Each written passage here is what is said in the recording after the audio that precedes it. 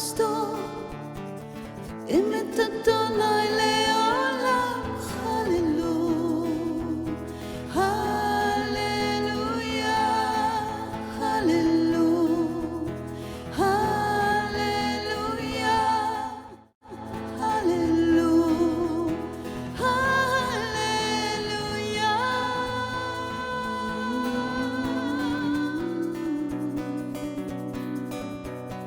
Hallelujah, Adonai kol goyi. Hallelujah. Bonjour tout le monde, nous sommes le 17 septembre. Mon nom est Jackie Furman des ministères Ariel Canada. Je vous parle à partir de Montréal. Bientôt, ça va être à partir du Nouveau-Brunswick. Et puis, je vous présente un message de M. Jacques-Isaac Gabizon et du Dr. Arnold Fruchtenbaum. M. Gabizon a présenté ce message le 20 août 2016 et je vous donne ses idées et puis je vais ajouter du matériel qui vient du Dr. Fruchtenbaum aussi, de son livre. On va regarder des thèmes dans Matthieu 25 et je veux souhaiter un bienvenue particulière à des gens de la France et des gens de la francophonie en général. Je suis très contente que vous vous joigniez à nous pour écouter en rediffusion pour le moment. Peut-être un jour, vous allez vous brancher pendant que c'est en direct. Vous pouvez m'envoyer un courriel à partir de l'adresse courriel que vous trouverez dans la page d'information principale du poste. Et puis, si jamais ça vous intéresse d'avoir une visite où je pourrais parler à votre groupe, à votre église, ça me ferait grand plaisir. Donc, écrivez-moi. Vous pouvez vous souscrire si vous voulez, aimer la vidéo si le cœur vous en dit. Et ce matin, je vous invite à ouvrir vos Bibles au chapitre 25 de Matthieu, où on va finir le discours de Jésus qui a donné à partir de la montagne des Oliviers. C'est les derniers mots qu'il a prononcés avant ses procès, parce qu'il y avait plusieurs procès, n'est-ce pas? Et ensuite, ses souffrances et sa résurrection. Mais ça commence avec une parabole encourageante, même s'il y a plusieurs messages dans cette parabole, c'est la parabole des talents. Et presque tout le monde ici travaille ou a déjà travaillé, et j'espère que tout le monde produit du fruit pour le Seigneur et pour son peuple. Donc, on voit le contraste aussi entre le croyant et le non-croyant, comme on a déjà vu dans la parabole qu'on a déjà vue des 10 vierges. Et puis, comme avec les paraboles qu'on a vues en Matthieu 13, les paraboles du royaume, le royaume mystère qui est l'Église présentement. On a vu la différence entre le blé et l'ivraie en Matthieu 13. L'ivraie, c'est quelque chose qui a l'air tout comme le blé, mais ça ne produit aucun fruit. Ici, on va voir dans la parabole des talents quelqu'un qui reçoit un grand cadeau, un grand don qu'on appelle un talent. On va voir c'est combien ça vaut, mais il enterre. Et quand il est confronté par Dieu, il devient arrogant, il ment même. Il accuse le Messie de tous ses troubles, de ses calamités, mais c'est quelqu'un de religieux. Et il parle à Dieu. Et il est très honnête dans le sens qu'il redonne ce qu'il a reçu. Il n'a pas volé, mais il n'a vraiment pas saisi la grâce de Dieu. Et il n'a pas connu Dieu du tout. C'est un non-croyant. Dans la deuxième partie qu'on va voir après notre pause, et ça va être un autre enregistrement, on va voir le jugement des nations, c'est-à-dire le jugement des non-juifs après la tribulation.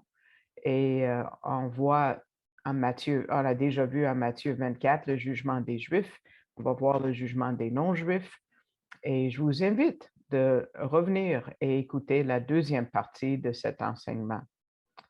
Donc, commençons avec la parabole des talents. Elle souligne le fait de travailler fort et de travailler fidèlement. C'est un point qui a été souligné dans la courte parabole qu'on a déjà vue du mauvais serviteur à la fin de Matthieu 24, versets 45 à 51. Et on voit la distinction qui est faite entre les croyants et les non-croyants. Un des traits de caractère des croyants, c'est qu'ils travaillent et que les non-croyants ne travaillent pas, selon les idées de cette parabole. Donc, lisons les 2 premiers versets de la parabole des talents, versets 14 et 15. Il en sera comme un homme qui, partant pour un voyage, appela ses serviteurs et leur remit ses biens. Il donna 5 talents à l'un, 2 à l'autre et un au troisième, à chacun selon sa capacité. Et il partit aussitôt. Comme les 7 paraboles en Matthieu 13, on voit aussi des traits de caractère du royaume du ciel, le royaume de Dieu, c'est la même chose, et aussi de l'Église visible. Et l'Église visible, vous vous rappelez, ça comprend, comme toutes les églises sur la planète, il y a des non-croyants, il y a des croyants mélangés ensemble. Et c'est la dernière fois que Jésus va mentionner le royaume du ciel à Matthieu. Et il dit que ça va être tout comme, et c'est le même mot qu'il a déjà utilisé pour parler des jours de Noé, comparé à nos jours aujourd'hui. Donc, on va voir euh, les nouveaux traits de caractère qu'on voit ici ou les traits de caractère qui sont répétés. Euh, qui est celui qui voyage en un pays lointain? Mais c'est notre Seigneur, parce que 2 jours après, il est parti loin, il est parti, il est reparti pour le ciel.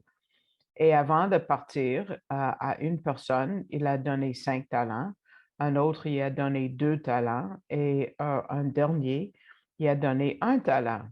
Et dans notre traduction, ça dit à chacun selon sa capacité. Mais notre mot en français, capacité, peut nous amener à croire que Dieu donne selon notre capacité physique ou mentale ou notre astuce. Mais le mot en grec veut dire autre chose complètement. Le mot est dynamis, qui veut dire puissance ou une œuvre puissante, de la force, même des miracles. C'est la force que Dieu donne aux individus qui les aide à même déplacer des montagnes. C'est quelque chose que Dieu donne et il en donne autant que quelqu'un veut prendre, pas jusqu'à leur capacité, parce que Dieu permet à notre cœur qui est de bonne volonté à prendre beaucoup. Pour mettre une paraphrase à ce verset, ça serait à un, il a donné 5 talents, à un autre 2, à un autre 1, selon comment il a laissé le Saint-Esprit lui a donné du pouvoir. Ce serait une meilleure façon de comprendre cette idée. Parce que Dieu n'a pas de préjugés, il donne à tous, mais ça dépend de la personne combien il veut prendre. Une personne a pris 5, un autre 2, un autre 1. Comme avec Israël, n'est-ce pas, quand ils ont commencé leur marche vers la terre promise, Dieu leur a dit de prendre tout ce territoire entre l'Égypte et l'Irak. Et qu'est-ce qu'ils ont pris? Une petite partie de ce don. Et on voit ce que Israël est aujourd'hui. Donc, pour chaque croyant, pas juste au début de notre vie chrétienne, mais à travers nos vies, Dieu nous donne de la puissance, mais on en prend tellement peu de ce qu'il nous donne. Tantôt, j'ai mentionné la valeur d'un talent. C'est étonnant, je ne savais pas. On a déjà vu que par rapport aux serviteurs mauvais en Matthieu 18, c'est beaucoup. Un talent équivaut à 6 000 deniers. Un denier, c'est ce que tu gagnais pour une journée de travail. Donc, un talent, écoutez bien, ça équivaut à 17 ans de travail. À peu près, de nos jours, 1 million de dollars. Wow! Imaginez ce que vous pouvez faire avec 5 millions de dollars qui est vraiment dédié à prêcher la parole, par exemple. Ensuite, l'homme est parti en voyage très loin, puis il est venu plus tard régler ses comptes parce que ses talents sont à lui, ne sont pas aux personnes à qui il les a donnés. Euh, Regardons le verset 19 à 21. Longtemps après, le maître de ses serviteurs revint et il leur fit rendre compte. Celui qui avait reçu les 5 talents s'approcha en apportant 5 autres talents et il dit, Seigneur, tu m'as remis 5 talents, voici, j'en ai gagné 5 autres. Son maître lui dit, c'est bien, bon et fidèle serviteur, tu as été fidèle en peu de choses, je te confierai beaucoup. Entre dans la joie de ton maître. Et il dit la même chose pour celui qui a 2 talents et a produit le double. Il dit c'est bien, bon et fidèle serviteur. Et il leur promet de la joie éternelle.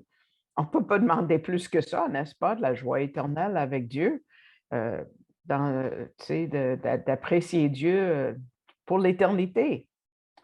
Mais il y a une troisième personne, quelqu'un qui a reçu un talent parce qu'il ne pouvait pas vraiment prendre plus.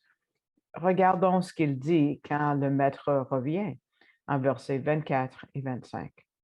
Celui qui n'avait reçu qu'un talent s'approcha ensuite et il dit, Seigneur, je savais que tu es un homme dur qui moissonne où tu n'as pas semé et qui amasse où tu n'as pas vanné. J'ai eu peur et je suis allé cacher ton talent dans la terre. Voici, prends ce qui est à toi. Cette personne a reçu une puissance, mais c'est comme s'il ne savait pas. C'est de l'ivraie. C'est un non-croyant. Pourquoi est-ce que la Bible nous fait part de ce qu'un non-croyant pense? La Bible, c'est pour les croyants, ceux qui croient en Dieu, pas pour les autres. Les autres ne veulent pas savoir de toute façon. Le conte est important pour nous à écouter parce que ce talent est prêt à celui qui en a pris 2. Il y a des croyants qui sont proches à ceux qui n'ont pas beaucoup. Donc, c'est difficile de voir une différence. Il n'y a pas beaucoup de différence entre le numéro 1 et le numéro 2, comme entre le numéro 1 et le numéro 5. Cette parabole veut nous encourager à avancer. Donc, regardons cette dernière personne.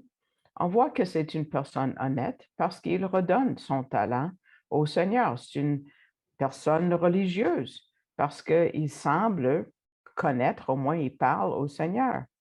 Mais malgré toutes ces choses, il n'aperçoit pas la valeur des talents et, dans le fond, il ne connaît pas Dieu. D'abord, il dit, je sais que tu es un homme dur. Ouf, c'est pas vrai. Dieu, c'est un Dieu gracieux qui a envoyé son Fils pour souffrir et mourir pour nous. Cet homme n'a pas compris la grâce de Dieu. Il n'a pas vu la miséricorde de la venue de Jésus. C'est un type qui voit juste les punitions, les jugements, les guerres dans la Bible. On connaît tous des personnes comme ça. Mais il n'a pas compris que c'est un reflet de la nature humaine et pas de la nature divine de Dieu. M. Gabizon dit qu'il connaissait un homme qui était à son église pendant des années et à la fin, il a dit qu'il ne pouvait pas comprendre comment Dieu pouvait tolérer le mauvais dans le monde. Donc, il a quitté la foi et cette personne ne pouvait pas voir l'amour de Dieu. Mais il y a des moments où les croyants trouvent que Dieu, c'est un homme dur. On accuse Dieu de toutes les souffrances du monde entier ou même de nos propres souffrances. C'est sa faute. On est fâché contre Dieu et on demande pourquoi il n'a pas répondu à nos prières, au moins la manière qu'on voulait qu'il réponde. On va voir quelqu'un d'autre par rapport à la perception de cet homme. il a vu le Seigneur comme quelqu'un qui moissonne où il n'a pas semé et qui amasse où il n'a pas vanné, comme si le Seigneur était là juste pour son propre intérêt. Il n'a pas compris l'idée de la grâce. Il a imaginé Dieu un genre de brute, un homme d'affaires qui est venu investir et demander que tout le monde paye. Mais Jésus est mort pour nous, pas pour lui-même. Il n'était pas obligé de venir et de souffrir pour nous. Il l'a fait pour nous. C'est ce que nous voyons dans le prophète Daniel. Si nous regardons Daniel 9, 26, après les 62 semaines, et là je traduis de l'original, vraiment ça doit être comme ça, peut-être votre traduction ne le dit pas exactement comme ça, le Messie sera retranché, mais pas pour lui-même, pas pour lui-même, c'était fait par amour, pour vous et pour nous. Ésaïe 53, verset 8, c'est la même chose. Il était retranché de la terre des vivants et frappé, quoi? Pour les péchés de mon peuple. Il n'était pas coupé ou retranché de la terre des vivants pour lui-même, mais pour nous, pour chacun de nous. Et qu'est-ce que cet homme a fait avec le pouvoir qu'il avait reçu ou Dieu lui a donné?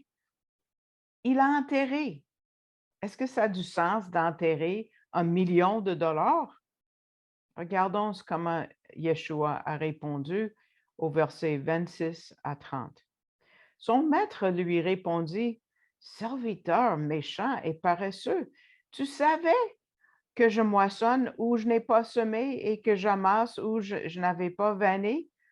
Il te fallait donc remettre mon argent au banquier et à mon retour, j'aurai retiré ce qui est à moi avec un intérêt. Ôtez-lui donc le talent et donnez-le à celui qui a les 10 talents, car on donnera à celui qui a, et il sera dans l'abondance. Mais à celui qui n'a pas, on ôtera même ce qu'il a. Et le serviteur inutile, jetez-le dans les ténèbres du dehors, où il y aura des pleurs et des grincements dedans. Tout de suite, le Seigneur dévoile qui est cet homme, les vraies motivations de cet homme. Il a dit qu'il était méchant, il était paresseux et même inutile, et il envoie aux ténèbres du dehors. Dans cette déclaration, Yeshua utilise deux expressions qui décrivent les temps de feu. La première reprend ce qu'il avait déjà dit à Matthieu 8, 12 et aussi à Matthieu 22, 13, parce que les temps de feu est un lieu de pleurs et de grincement de dents. La deuxième expression, les ténèbres du dehors, on va regarder ça parce que quand on fait de la lumière nous-mêmes dans le monde physique, ça produit, le feu produit de la lumière, la chaleur, mais dans le monde spirituel, les temps de feu est unique parce que le feu ne produira pas de lumière, mais seulement du tourment. Tous ceux qui seront dans les temps de feu vivront dans les ténèbres les plus complètes, se sentant absolument seuls. Ils ne pourront voir personne, mais entendront les autres en train de pleurer et de grincer des dents. Ouf! Monsieur Gabizon a trouvé une illustration par rapport à un professeur qui a remarqué qu'il y avait un étudiant qui s'endormait en classe. Et puis, le prof a demandé à l'étudiant, quel est le problème le plus important dans notre société? L'ignorance ou l'apathie? L'étudiant a répondu, je ne sais pas et je m'en fiche. Il vivait les deux. Toutes ces excuses ne pouvaient pas cacher la noirceur de son âme. L'homme l'a enterré, pas parce qu'il avait peur de Dieu, c'est parce qu'il haïssait Dieu. Ça, c'est l'argument de Jésus quand il dit que si l'individu avait cru que Jésus et que le maître était un homme dur, il l'aurait investi. Mais au lieu de ça, il l'a enterré. le serviteur mentait tout au long.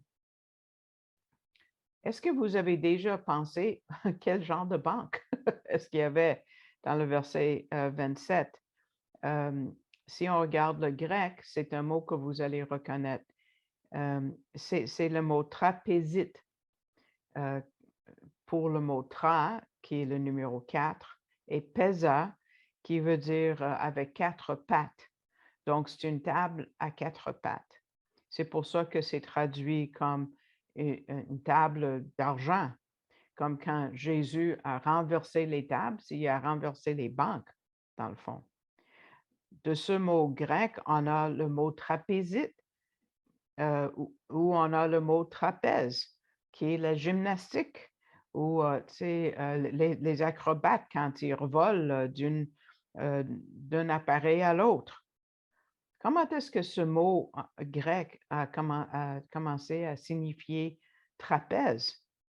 Ça a beaucoup de sens parce que ces gens qui changeaient l'argent, par exemple au temple, ils investissaient l'argent et ont pris des gros risques, comme les trapézistes qui revolent, mais qui tombent s'ils ne font pas bien leur travail.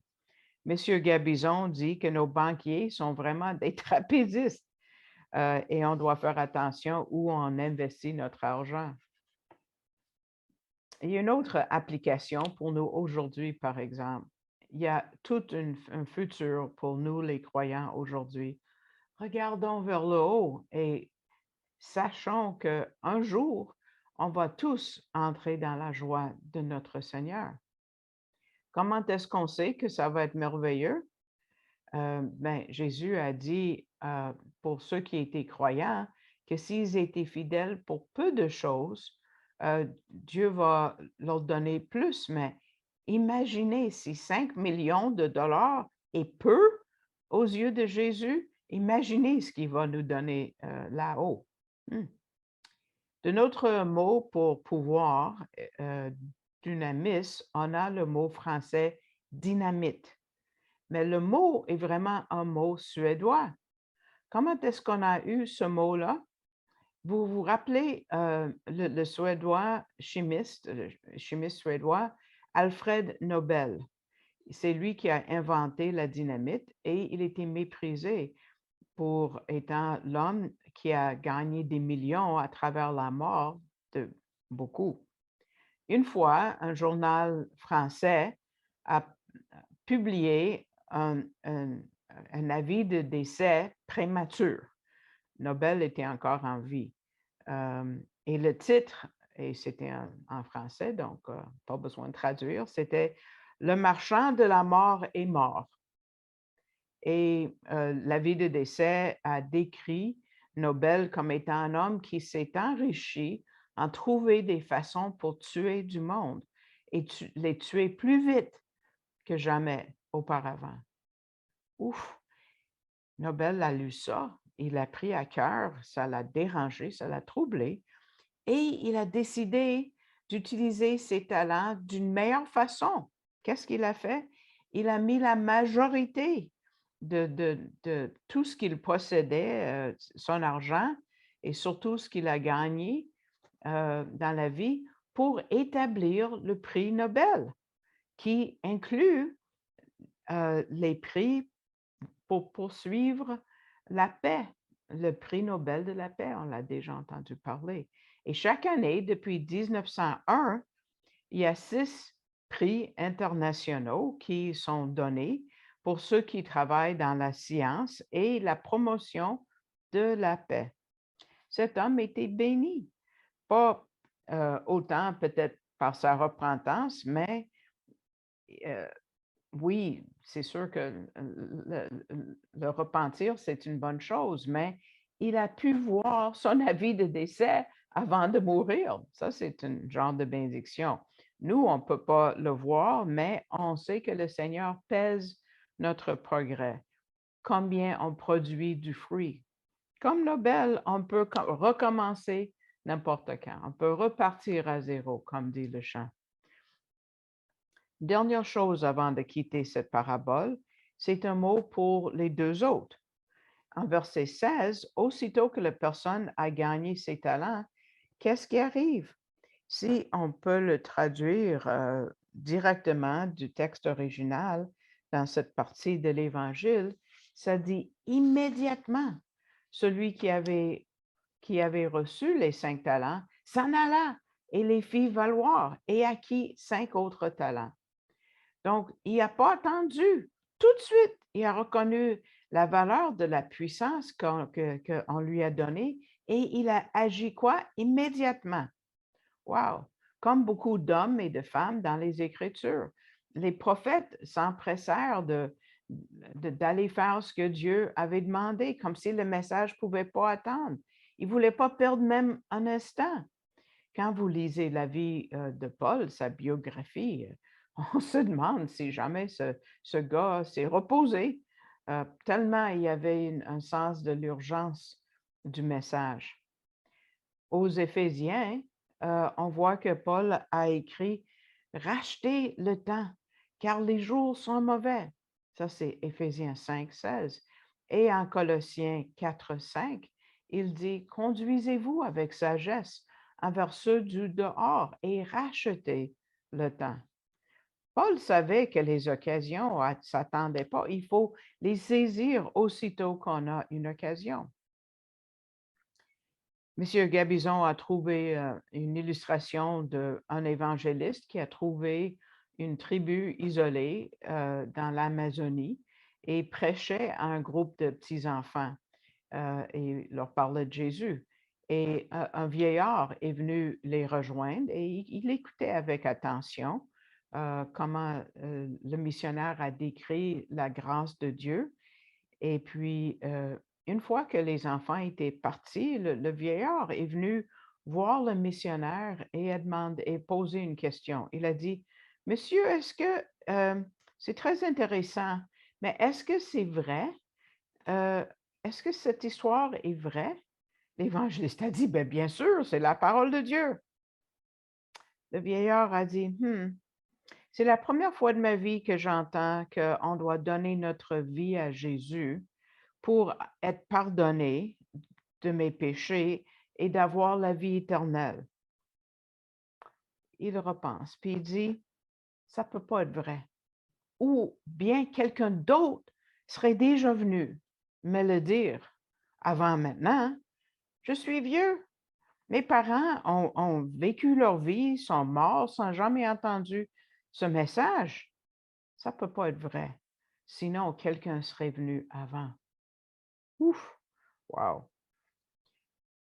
On sait que personne ne va passer à côté du ciel parce que quelqu'un n'a pas partagé sa voix. Dieu va toujours envoyer quelqu'un à quelqu'un qui cherche. Mais pourquoi perdre l'occasion d'être partenaire avec Dieu et de faire le meilleur travail au monde, c'est-à-dire de présenter le salut au monde à l'extérieur? N'est-ce pas vrai qu'on a tous des amis qui ont besoin du pardon de Yeshua? Est-ce qu'on vit cet empressement? Est-ce qu'on a peur comment ils vont réagir? C'est une question de vie et de mort. Donc, merci pour votre écoute de cette première partie. Je vous invite, si Dieu vous met à cœur de soutenir le ministère, il y a une façon de faire sur l'Internet. Vous pouvez aller au site web arielcanada.ca et cliquer sur le drapeau en français et ça va vous amener à la page plus bas sur la diapo qui s'appelle canadon.org et vous avez l'occasion de faire un don à l'organisme et ensuite de désigner par le menu qui est tiré vers le bas pour donner à mon nom si cela reflète votre cœur. Et je vous dis toujours merci à tous ceux qui le font déjà. Je vous apprécie tous. Et puis, je vous invite d'écouter la deuxième partie où nous allons voir la parabole des brebis et des chèvres à Matthieu 25.